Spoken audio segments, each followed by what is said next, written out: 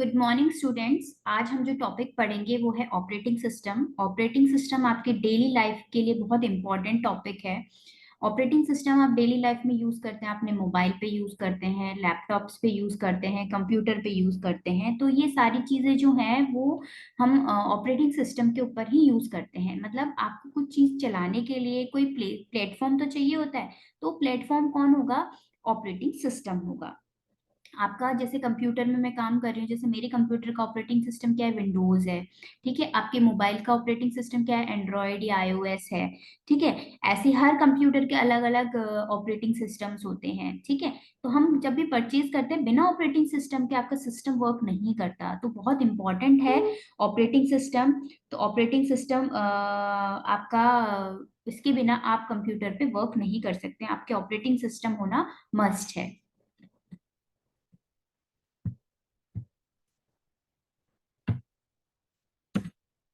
उसके बाद हम इंट्रोडक्शन में क्या क्या पढ़ेंगे? What operating systems do, computer system organisation, computer system architecture, operating system structure, operating system operations, process management, memory management, storage management, protection and security, computing environments, open source operating system. ये सारे topic हम इसमें cover करेंगे इस PPT में। Next है हमारा objectives. Objectives क्या होंगे हमारे? To describe the basic organisation of computer computer system, to provide a grand tour of the major component of operating system, to give an overview of the many type of computing environment, to explore several open source operating system। तो हम इसमें क्या कर रहे हैं? हम describe कर रहे हैं बेसिक ऑर्गेनाइजेशन को कंप्यूटर सिस्टम के अंदर। ठीक है।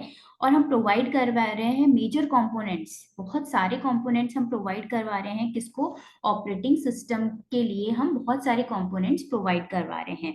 To give an overview of the many type of computing environments. और हम ओवरव्यू भी देते हैं बहुत अलग अलग टाइप्स के कंप्यूटिंग एनवायरनमेंट्स को जो कंप्यूटर से लिंक है। कंप्यूटिंग एनवायरनमेंट्स जो कंप्यूटर से लिंक है उसके लिए हम क्या करते हैं? ओवरव्यू भी देते हैं। उसके बाद है to explore several open source operating system. उसके बाद हम ओपन सोर्स ऑपरेटिंग सिस्टम भी यूज करते हैं। ये ओपन सोर्स ऑपरेटिंग सिस्टम जो होता है, जो हमें उसके लिए लाइसेंस नहीं लेना पड़ता, वो फ्री टू ऑल होता है। जैसे ओपन सोर्स सॉफ्टवेयर होते हैं वो भी फ्री टू ऑल होते हैं, कोई भी उसको ले सकता है, कोई भी उसको परचेज कर सकता है। ठीक है। उसके बाद what is an operating system? A program that act as an intermediary between a user of a computer and the computer hardware. Operating system goals execute user programs and make solution using problems easier, make the computer system convenient to use the computer hardware in an efficient manner। तो हम इसमें क्या कर रहे हैं? जो computer program है वो एक्ट करते हैं एक इंटरमीडिएट की तरह user of computer and computer hardware. Operating system क्या करता है? एक इंटरमीडिएट प्रोवाइड करवाता है यूजर को और कंप्यूटर हार्डवेयर के बीच में। कंप्यूटर हार्डवेयर और कंप्यूटर और यूजर के बीच में एक इंटरफेस प्रोवाइड करवाता है, जिससे क्या है, यूजर कंप्यूटर पे वर्क कर सके। अदरवाइज वो वर्क नहीं कर पाता है। अगर ऑपरेटिंग सिस्टम नहीं होगा तो वो कंप्यूटर में वर्क नहीं कर पाएगा, उसको समझ नहीं पाएगा। आपका कोई भी डिवाइस इसमें वर्क नहीं करेगा बिना ऑपरेटिंग सिस्टम के। इसीलिए मस्ट है कि ऑपरेटिंग सिस्टम हो आपके सिस्टम में, डिवाइस में या कंप्यूटर में। इसके गोल्स क्या क्या हैं आपके? एग्जीक्यूट यूजर प्रोग्राम, हम यूजर प्रोग्राम्स को एग्जीक्यूट करते हैं। Make solution user problem easier, जिससे क्या होता है कि वो यूजर की जो प्रॉब्लम्स होती है वो इजीली उसको सॉल्व कर सके। मेक कंप्यूटर सिस्टम कन्वीनियंट, हम कंप्यूटर सिस्टम को इतना कन्वीनियंट समझते हैं यूज करने के लिए क्योंकि इसमें आपकी वर्ड में इजीली काम होता है, एमएस एक्सेल है, पावर पॉइंट है और एक्सेस है, उसमें कैलकुलेशन इजीली हो जाती है। तो ये सारी चीजें हम किस में करते हैं? कंप्यूटर सिस्टम में करते हैं। Use the computer hardware is an efficient manner, हम कंप्यूटर हार्डवेयर को बहुत एफिशिएंट मैनर से यूज करते हैं क्योंकि कंप्यूटर हार्डवेयर में के अंदर ही सॉफ्टवेयर इंस्टॉल होता है, ऑपरेटिंग सिस्टम इंस्टॉल होगा। उसके बाद है computer system structure. Computer system can be divided into 4 components, 4 components में हमने इसको डिवाइड किया है। फर्स्ट है hardware, operating system, application programme, users. Hardware आपके क्या होंगे? प्रोवाइड बेसिक कंप्यूटिंग रिसोर्स, जो आपके बेसिक कंप्यूटिंग रिसोर्स हैं वो होंगे आपके हार्डवेयर्स। उसमें CPU, memory, input output devices, ये सारे हार्डवेयर के पार्ट्स हैं। सीपीयू होता है आपकी मेमोरी का पार्ट होता है, मेमोरी के अंदर होता है इनपुट आउटपुट डिवाइसेस होते हैं, ये सारे हार्डवेयर्स हैं। मेमोरी चिप होती है आपकी इंटेल की जो चिप होती है उसको हम मेमोरी चिप बोलते हैं। रैम, रोम, ये जो होती हैं ये सारी चिप्स होती हैं जो आप कंप्यूटर में यूज करते हैं, जो हमने पहले भी अभी पढ़ा था आपको, पिछले लेक्चर्स में आपको पढ़ाया था। उसके बाद है operating system, control and coordinate use of hardware among various application and users. ये क्या करता है? कंट्रोल करता है एंड कोऑर्डिनेट करता है जो भी हार्डवेयर्स होते हैं, जो भी हार्डवेयर्स आप यूज करते हैं वेरियस एप्लीकेशन और यूजर्स के बीच में, जो भी हार्डवेयर्स यूज करते हैं उसको कोऑर्डिनेट करता है और कंट्रोल करता है। That is called operating system. Application program define the way in which the system resource are use to solve the computing problems of the users. ये क्या करता है? कंप्यूटिंग जो भी प्रॉब्लम्स होती है कंप्यूटर से रिगार्डिंग उन सबको ये सॉल्व करता है एप्लीकेशन प्रोग्राम्स के थ्रू। जैसे हम ऑपरेटिंग सिस्टम हमने बना दिया विंडोज जैसे, उसके ऊपर आपको कोई काम करना है तो उसके लिए आपको ऐप की जरूरत होगी, सॉफ्टवेयर की जरूरत होगी, तो आप वो किस में करेंगे? एप्लीकेशन प्रोग्राम्स में। तो वो सारे किस में करेंगे आप? एप्लीकेशन प्रोग्राम में करेंगे। उसके बाद है वर्ड प्रोसेसर। इसके अंदर क्या क्या आ जाएंगे? Word processor, compilers, web browser, database, video games, ये सारे आपके एप्लीकेशंस हैं। जो एप्लीकेशंस आप यूज करते हैं कंप्यूटर में, एप्स यूज करते हैं, सॉफ्टवेयर यूज करते हैं, वो सारी चीजें इसमें आ गई। उसके बाद यूजर्स। यूजर्स आपके क्या हो सकते हैं? पीपल हो सकता है, मशीन हो सकती है, या अदर अदर कंप्यूटर्स हो सकते हैं, कुछ भी हो सकता है इसमें। तो ये सारी चीजें आपको देखनी पड़ेगी कि क्या क्या यूजर्स कौन कौन से हो सकते हैं। ठीक है, मशीन्स हो सकती हैं, अदर कंप्यूटर्स हो सकते हैं, ये सारे हो सकते हैं। 4 components of a computer system. इसमें 4 कंपोनेंट्स होते हैं कंप्यूटर सिस्टम के। किसके अंदर? ओएस के अंदर, ऑपरेटिंग सिस्टम के अंदर। देखिए ऑपरेटिंग सिस्टम है ये। ऑपरेटिंग सिस्टम के साथ कंप्यूटर हार्डवेयर कनेक्ट है, फिर सिस्टम एंड एप्लीकेशन प्रोग्राम है। ऑपरेटिंग सिस्टम को चलाने के लिए सिस्टम प्रोग्राम की जरूरत होती है, सिस्टम एक प्लेटफॉर्म की जरूरत होती है कि ऑपरेटिंग सिस्टम चलेगा कैसे। जब तक सिस्टम एप्लीकेशन नहीं होगी तब तक ऑपरेटिंग सिस्टम चलेगा कैसे? इसीलिए हमें एक प्लेटफॉर्म की जरूरत होती है जिसे हम सिस्टम एप्लीकेशन बोलते हैं या सिस्टम एंड एप्लीकेशन प्रोग्राम बोलते हैं। इसके अंदर compiler, assembler, text editor, database system, ये सारे होते हैं। और इनके थ्रू सारे डेटा यूजर्स कनेक्ट होते हैं। यूजर 1 2 3 4 5 एन तक यूजर्स इसमें कनेक्ट होते हैं, और ये कंप्यूटर हार्डवेयर है। Next, system software. System software कौन कौन से होते हैं? System software is the type of software which is the interface between application software and system. Application software और सिस्टम सॉफ्टवेयर के बीच में एक इंटरफेस प्रोवाइड करवाता है ये system software. Low level language are use to write the system software. Low level language में ही आपके जो सिस्टम के सॉफ्टवेयर है वो राइट होते हैं, लो लेवल लैंग्वेज में ही होते हैं। System software maintain the system resources and give the path for application software to run. System software क्या करते हैं? मेंटेन करते हैं आपके सिस्टम रिसोर्सेज को, और हमें क्या प्रोवाइड करवाते हैं? पाथ प्रोवाइड करवाते हैं। किसके लिए? एप्लीकेशन सॉफ्टवेयर को, कि वो रन कर सके। तो सिस्टम सॉफ्टवेयर क्या कर रहे हैं? आपको सिस्टम एक प्लेटफॉर्म प्रोवाइड करवा रहे हैं रिसोर्सेस को यूज करने के लिए। किसके ऊपर? एप्लीकेशन सॉफ्टवेयर के ऊपर, जो जिससे वो एप्लीकेशन सॉफ्टवेयर रन हो सके। बिना रन हुए वो चलेगा ही नहीं। जैसे मेरे को कोई ऐप डाउनलोड करनी है तो मैं कहाँ पे जाके ऐप डाउनलोड करूंगी? प्ले स्टोर पे जाके ऐप डाउनलोड करूंगी। प्ले स्टोर पे जाके आप उसको ऐप को, जैसे मैंने फोन पे ऐप डाउनलोड किया तो फोन पे ऐप क्या करती है? आपके ट्रांजेक्शन का काम करती है। तो इजीली उसमें ट्रांजेक्शन हो जाते हैं, बैंक एड्रेस ऐड हो जाता है, मोबाइल रिचार्ज हो जाता है, डिश टीवी, आपको जितनी सारी फैसिलिटी उसमें मिलती है वो सारी फैसिलिटी आप यूज कर सकते हैं। तो वो चलेगा किस पे? इसके लिए कोई सिस्टम सॉफ्टवेयर चाहिए ना आपको, सॉफ्टवेयर तो चाहिए, बिना सॉफ्टवेयर के तो चलेगा ही नहीं। तो रन कराने के लिए एक रिसोर्स प्लेटफॉर्म तो आपको चाहिए। And important thing is that without system software system can not be run. बिना सिस्टम सॉफ्टवेयर के आपका सिस्टम रन ही नहीं कर सकता। It is general purpose software, इसको हम क्या बोलते हैं, जनरल पर्पस सॉफ्टवेयर। अब एप्लीकेशन सॉफ्टवेयर, एप्लीकेशन सॉफ्टवेयर क्या होते हैं? Application software is the type of software that run as per user request. It run on the platform which is provided by system software. High level language are used to write the application software. It's specified purpose software. Application software क्या होते हैं? Type के softwares होते हैं जो run as a पर user request के according run करते हैं। यूजर रिक्वेस्ट करेगा तो ही वो रन होंगे। It run on a platform which is provide by system software. उस सिस्टम सॉफ्टवेयर को के प्लेटफॉर्म को रन कराने के लिए हमें सिस्टम सॉफ्टवेयर रिक्वायर्ड होगा।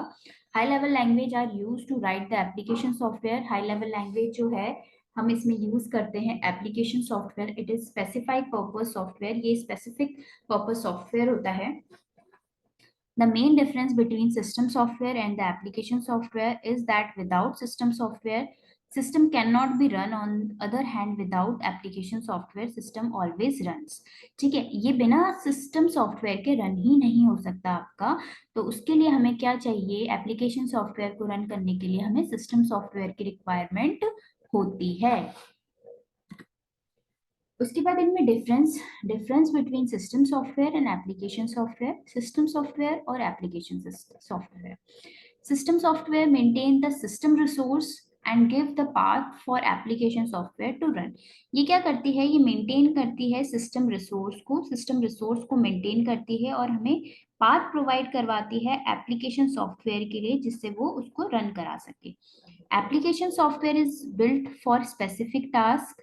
एप्लीकेशन जो सॉफ्टवेयर होती है वो क्या करता है कि स्पेसिफिक बिल्ड करता है, स्पेसिफिक टास्क को बिल्ड करता है। उसके बाद सेकंड है low level language are use write the system software. Low level language इसमें यूज करते हैं सिस्टम सॉफ्टवेयर को लिखने के लिए, वाइल यहाँ पे हम एप्लीकेशन सॉफ्टवेयर के लिए हाई लेवल लैंग्वेज यूज करते हैं। सिस्टम सॉफ्टवेयर आपके सिस्टम में प्रोवाइड होता है, इसीलिए हम लो लेवल लैंग्वेज यूज करते हैं, क्योंकि कंप्यूटर को समझने के लिए इजी हो। क्योंकि वो मशीन लैंग्वेज समझता है, उसी को लो लेवल लैंग्वेज बोलते हैं। और हाई लेवल लैंग्वेज आपकी एप्लीकेशन सॉफ्टवेयर जो हैं वो सारे हाई लेवल लैंग्वेज में बनते हैं, जैसे जावा, सी प्लस प्लस, है ना, अलग अलग जो लैंग्वेजेस हैं उनमें बनते हैं, एप्स बनते हैं। तो वो केस में होते हैं वो high level language are use to write the application software. अब सिस्टम सॉफ्टवेयर को हम बोलते हैं it is a general purpose software, और एप्लीकेशन सॉफ्टवेयर को बोलते हैं हम specific purpose software. Without system software system can not be run. बिना सिस्टम सॉफ्टवेयर के हम सिस्टम को रन नहीं कर सकते हैं, लेकिन विदाउट एप्लीकेशन सॉफ्टवेयर के हम सिस्टम को रन कर सकते हैं। बिना एप्लीकेशन के सिस्टम रन हो जाता है क्योंकि वो प्लेटफॉर्म है रिसोर्स को रन कराने के लिए। Difference between system software and application software. System software run when system is turned on and stop when system is turned off. मतलब सिस्टम सॉफ्टवेयर को हम रन करेंगे जब सिस्टम टर्न ऑन या स्टॉप हो जाए, तब सिस्टम टर्न ऑफ हो जाएगा। While application software run as per the user request. Application software user request पे ही रन होगा, लेकिन सिस्टम सॉफ्टवेयर क्या होगा, जैसे हम टर्न ऑफ कर देंगे तो वो स्टॉप हो जाएगा। मतलब मैंने स्विच ऑफ कर दिया, शट डाउन कर दिया, तो सिस्टम बंद हो जाएगा। Example of system software are operating system और एक्सेट्रा जो भी होते हैं। Example of application software are Photoshop, VLC player, etcetera. System software programming is complex than application software. मतलब ये काफी सिस्टम जो सॉफ्टवेयर होते हैं प्रोग्रामिंग काफी कॉम्प्लेक्स होती है देन एप्लीकेशन सॉफ्टवेयर के कंपैरिजन में। Application software program is simpler as compare to system software. Application जो सॉफ्टवेयर है वो प्रोग्रामिंग सिमिलर होती है as compare to system software, क्योंकि सिस्टम सॉफ्टवेयर में पूरी प्रोग्रामिंग होती है, क्योंकि वो सिस्टम को रन कर रहा है, पूरे सिस्टम को रन कर रहा है, उसके लिए बहुत मैन पावर चाहिए होती है, बहुत सारे सिस्टम चाहिए होते हैं। एप्लीकेशन सॉफ्टवेयर के लिए कोई भी ऐप, छोटे मोटे ऐप बना सकता है, एक बंदा भी बना सकता है, दो भी बना सकते हैं बड़े बनाने हो तो, लेकिन सिस्टम सॉफ्टवेयर बनाने के लिए बहुत कॉम्प्लेक्स होता है ये, तो इसको बनाने के लिए आपको क्या चाहिए होता है, एक बड़ी प्रोग्रामिंग चाहिए होती है।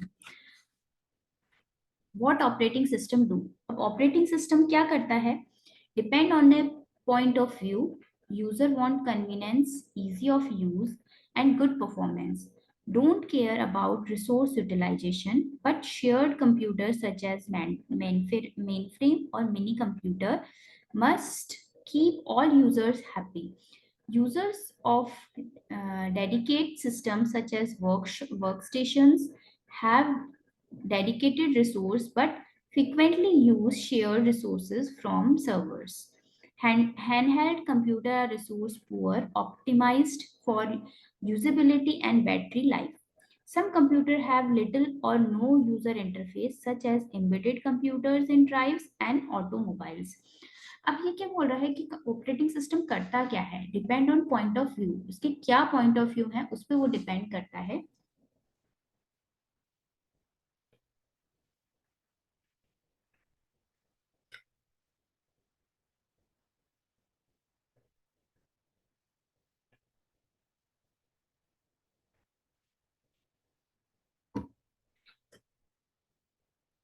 User want to convenience, user को कन्वीनियंस होना चाहिए, इजी टू यूज, वो इजीली उसको यूज कर सके, गुड परफॉर्मेंस हो, उसकी अच्छी परफॉर्मेंस हो, और रिसोर्स यूटिलाइजेशन से उसको कोई मतलब ना हो।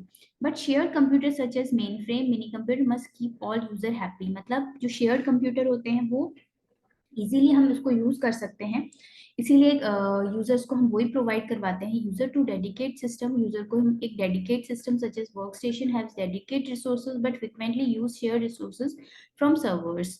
हैंड हेल्ड कंप्यूटर्स जो होते हैं वो बहुत रिसोर्स पुअर होता है, उसका ऑप्टिमाइजेशन, यूजिबिलिटी, बैटरी लाइफ बहुत कम होती है हैंड हेल्ड कंप्यूटर में, क्योंकि हैंड हेल्ड कंप्यूटर्स हैं उसमें बैटरी तो आपको चाहिए, कंटिन्यू आप काम करेंगे तो उसके लिए बैटरी की तो चाहिए, रिक्वायरमेंट होती है। वर्क स्टेशन क्या करता है, वो डेडिकेटेड सिस्टम होता है, इसमें सारे रिसोर्सेज डेडिकेटेड होते हैं और वो इजीली उसको शेयर कर सकता है सर्वर के साथ, यूजर्स के साथ।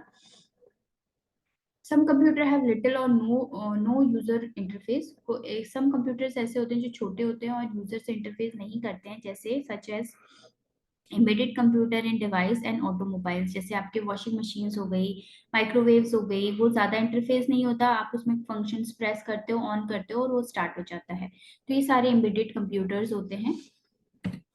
Operating system definition, operating system is a resource allocator and operating system is control programme.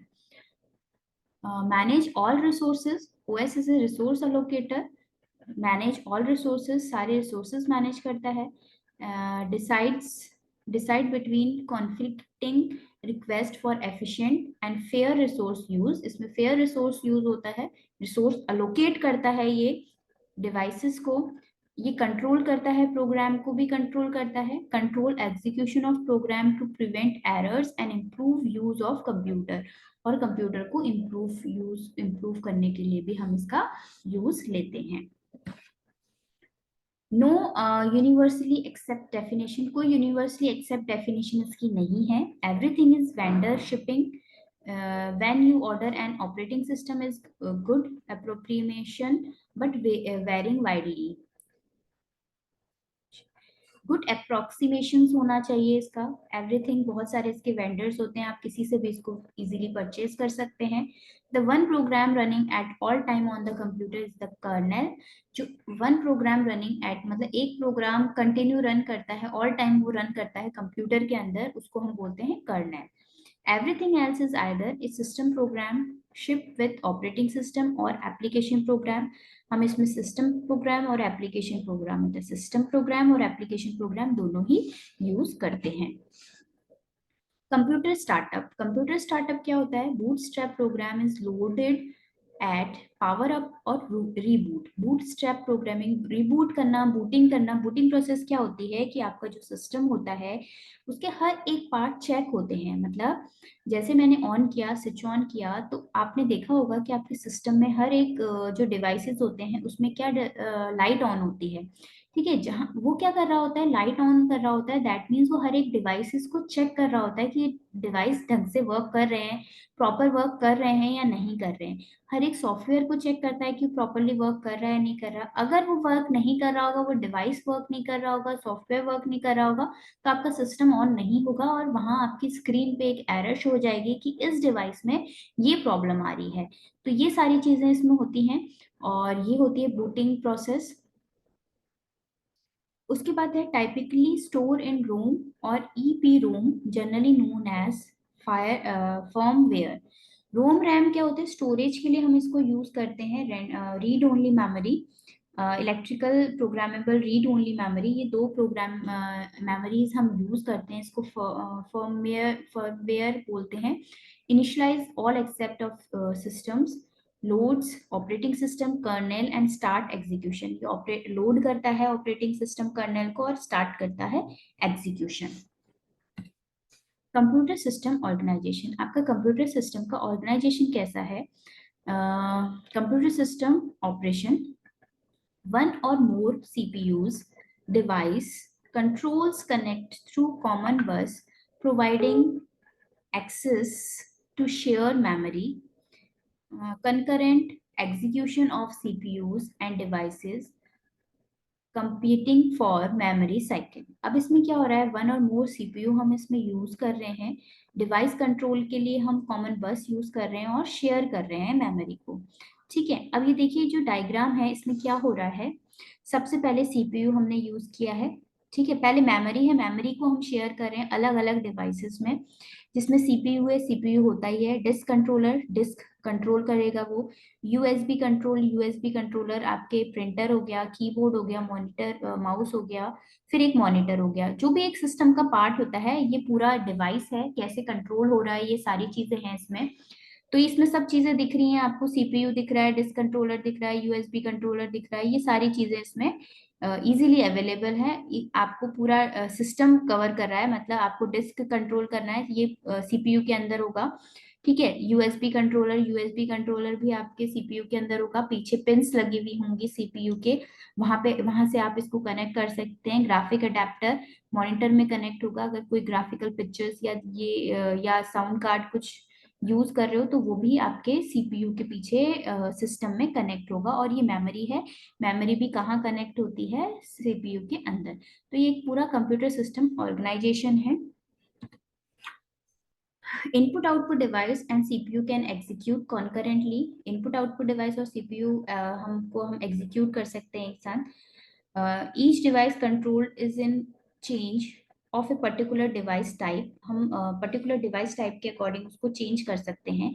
Each device controller has a local buffer, उसके लिए कुछ लोकल बफर होना चाहिए, उससे वो इजीली कंट्रोल हो जाता है। CPU move data from to main memory to from local buffer. ये क्या करता है, मेन मेमोरी से जहां पे भी उस लोकल बफर में उसको ट्रांसफर करना है, जो भी डेटा, जैसे भी डेटा आपको ट्रांसफर करना है, आप इजीली ट्रांसफर कर सकते हो। Input output is from the device, input output is from the device to local buffer of controller. Device control informs CPU that it had finished its operation by causing an interrupt। जैसे हमने कोई भी काम कर रहे हैं device में, अगर बीच में कुछ प्रॉब्लम आ जाती है, या तो लाइट चली जाती है या कोई बीच में आ जाता है आपके काम करने के टाइम पे, तो दैट इज कॉल्ड इंटरप्ट, उसको हम इंटरप्ट बोलते हैं। Storage definition and notation review. The basic unit of computer storage is bit. जो बेसिक जो कंप्यूटर की यूनिट होती है जिसमें कंप्यूटर डेटा स्टोर करता है, उसको हम बिट बोलते हैं। A bit can contain one और two values, zero and one. उसको जीरो और वन वैल्यू होती है बिट की।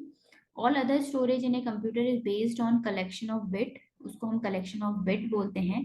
Given enough bit, it is amazing how many things a computer can represent: number, letter, image, movies, sounds, documents and program, to name a few।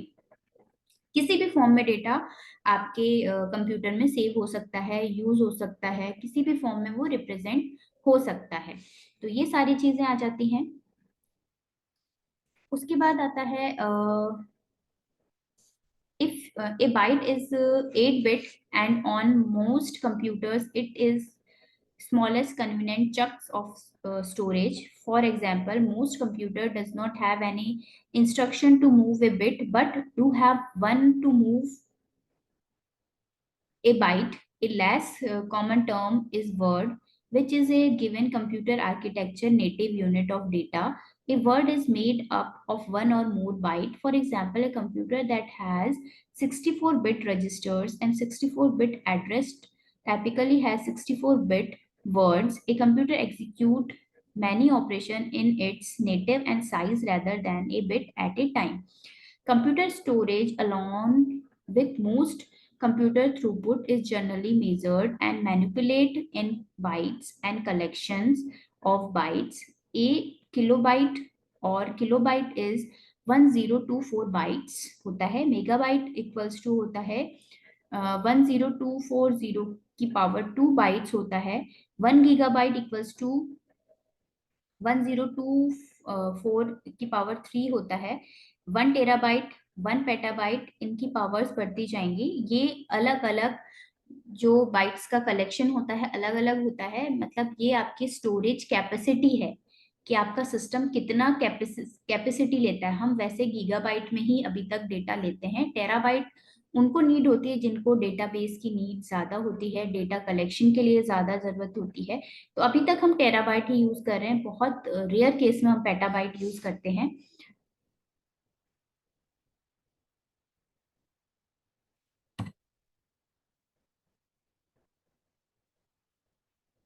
Computer manufacturer often round off these numbers and say that a megabyte is 1 million bytes and a gigabyte is 1 billions byte. Networking measured are an expectations to this general rule. They are given in bits because network move data a bit at a time.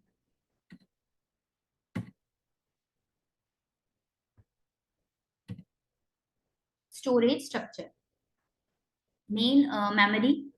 Only large storage media that the CPU can access directly.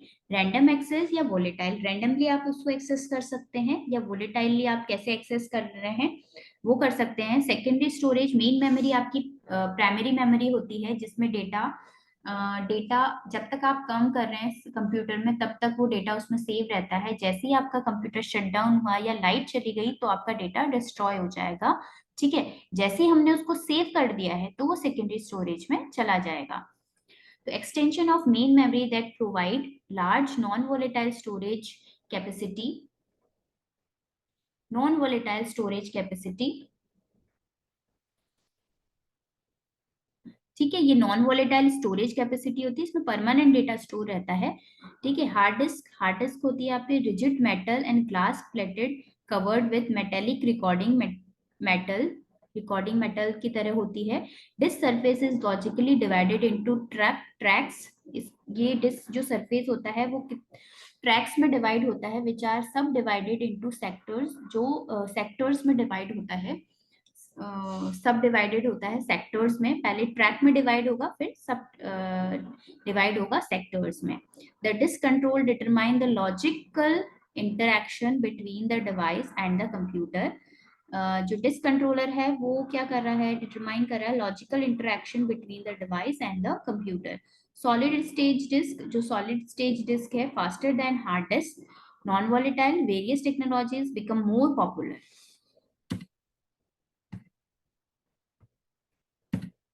Storage hierarchy. Storage system organized in hierarchy: speed, cost, volatility, caching, device driver. Speed के according, cost के according, volatile होती है. ठीक है. Caching memory होती है, short term memory होती है. मतलब शॉर्ट मेमोरी मतलब शॉर्ट कैपेसिटी होती है सेविंग के लिए. ठीक है. इसमें कैश मेमोरी में क्या होता है कॉपिंग information into faster storage system. Main memory can be viewed as a cache for secondary memory. वो क्या करता है अगर कैश मेमोरी आपके पास ओपन है जैसे कुछ टैब्स होते हैं जो आप ओपन करके रखते हैं, ठीक है, जैसे मोबाइल पे या कंप्यूटर पे जो ओपन टैब्स होती हैं, वो सारा जो डेटा होता है वो कहाँ पे स्टोर रहता है, कैश मेमोरी के अंदर। और अगर कैश मेमोरी में जैसे मुझे कोई डेटा सर्च करना है, मुझे कुछ डेटा सर्च करना है, तो सबसे पहले कहाँ सर्च करेगा, ओपन जो टैब्स हैं उस पे सर्च करेगा। अगर वहां पे डेटा मिल जाएगा दैट इज कैश हिट, अगर वहां डेटा नहीं मिलेगा दैट इज कैश मिस, ठीक है। Device driver for each device control to manage input output, provide uniform interface between controller and kernel. Device driver को कंट्रोल करता है, मैनेज करता है each controller to input output device. इसको device driver करता है, सारे इनपुट आउटपुट कंट्रोलर को मैनेज करने का काम करता है। स्टोरेज डिवाइस हायरार्की, ये स्टोरेज डिवाइस हायरार्की है। सबसे पहले रजिस्टर्स आते हैं। रजिस्टर्स सबसे स्मॉलेस्ट यूनिट होता है स्टोरेज का, स्टोरेज ही करता है। रजिस्टर्स अलग अलग टाइप के होते हैं, रजिस्टर्स क्या है वो पढ़ेंगे। देन उसके बाद कैश मेमोरी आता है, उसके बाद जो डेटा स्टोर होता है वो कैश मेमोरी में होता है। फिर मेन मेमोरी आपका प्राइमरी मेमोरी होती है। फिर सॉलिड स्टेट डिस्क जो सेकेंडरी मेमोरी आ जाती है। इसके बाद मेन मेमोरी के बाद सारी सेकेंडरी मेमोरी आ जाती है। फिर हार्ड डिस्क, आपकी हार्ड डिस्क होती है, सॉलिड स्टेज वाली हार्ड डिस्क होती है, उसके अंदर डेटा स्टोर हो जाता है। फिर ऑप्टिकल डिस्क, फिर मैग्नेटिक टेप। ये इसकी हायरार्की है स्टोरेज डिवाइसेस की, जो हम पढ़ते हैं कि इसी टर्म में ही आपका डेटा स्टोर होता है। उसके बाद caching, important principle perform at many level in a computer, that is in hardware, operating system and software. Information in use copied from slower to faster storage temporarily. Fast storage cache checked first to determine if information is there. If it is information used directly from the cache, fast. If not, data copied to cache and used there. Cache smaller than storage being cached. Cache management information design problem, cache size is replace policy. Caching principle क्या होता है, ये बहुत important principle होता है। ये perform करता है मैनी लेवल्स, अलग अलग कंप्यूटर के लेवल्स में मैनेज करता है, क्योंकि ये स्टोरेज फास्टेस्ट स्टोरेज मेमोरी होती है और टेम्परेरी स्टोरेज होती है, फास्टेस्ट मेमोरी स्टोरेज होती है, क्योंकि आप इजीली इसमें डेटा को कट कॉपी पेस्ट भी कर सकते हैं, सर्च कर सकते हैं इजीली। स्टोरेज कैपेसिटी इसकी फास्ट होती है। आप डेटा को सर्च करना है तो सबसे पहले आप डेटा सर्च कहाँ से करेंगे, कैश मेमोरी के अंदर जाके। देन उसके बाद अगर वहां डेटा नहीं मिलता है तो आप मेन मेमोरी में जाएंगे। डायरेक्ट मेमोरी एक्सेस, ये बहुत इंपॉर्टेंट टॉपिक है, एग्जाम पॉइंट ऑफ व्यू से बहुत इंपॉर्टेंट है। डायरेक्ट मेमोरी एक्सेस होता है कि हमको डायरेक्ट मेमोरी को एक्सेस करना है। कैसे एक्सेस करेंगे हम डायरेक्ट मेमोरी को, कि हम डायरेक्ट डेटा जो लेंगे वो मेमोरी से लेंगे, ठीक है। हमें सीपीयू के पास जाने की जरूरत नहीं है, हम मेमोरी से ले लेंगे। जो इनपुट आउटपुट डिवाइस आ रहे हैं वहां से डेटा हम डीएमए कंट्रोलर को देंगे, फिर वो मेमोरी से क्या करेगा, इंटरफेस करेगा और हमें डेटा प्रोवाइड करवाएगा। Use for high speed input output device able to transmit information at closer to memory speed. Device controller transfer blocks of data from buffer storage directly to main memory without CPU intervention. Only one interrupt is generated per block rather than the one interrupt per byte. मतलब आपका ये जो diagram है इसमें क्या दिखा रहा है कि आपका जो प्रोसेस होता है डेटा का वो कैसे होता है। जैसे हम 2 साइकिल्स में इसका प्रोसेस कंप्लीट होता है। One for main input output to main memory to CPU, CPU to user को हम शो कराते हैं। तो ये अलग अलग इसकी साइकिल्स होती हैं। तो ये साइकिल को रिड्यूस करके एक ही साइकिल में वो वर्क कंप्लीट करता है। कैसे वर्क कंप्लीट करता है, उसके क्या ड्रॉबैक्स हैं, कैसे वो फास्ट प्रोसेसिंग करता है, वो हम नेक्स्ट लेक्चर में पढ़ेंगे। आई होप आपको आज तक अभी तक का ये जितना टॉपिक मैंने पढ़ाया है वो समझ में आया होगा, ठीक है। ऑपरेटिंग सिस्टम पढ़ा है, क्या काम करता है ऑपरेटिंग सिस्टम, कैसे रजिस्टर्स कैश मेमोरी हम यूज करते हैं, main memory secondary memory DMA हम यूज कर रहे हैं, डायरेक्ट मेमोरी एक्सेस वो कैसे कर रहे हैं, वो सारी चीजें हमने इसमें पढ़ी हैं। Thank you.